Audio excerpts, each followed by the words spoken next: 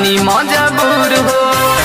सुनता का सुनो जाए के न मन करे तुहारा से दूर हो, पैसे के कारण रानी बानी मजबूर हो।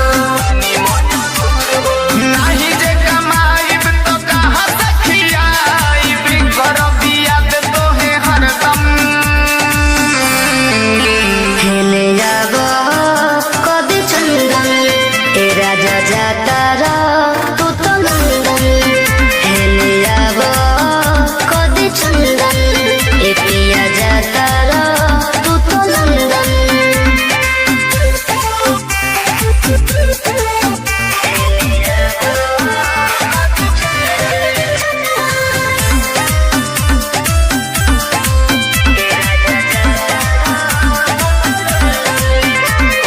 चल जइबा बहारा त कटी कैसे रतिया, याद आई कई तोहर मीठी मीठी बतिया।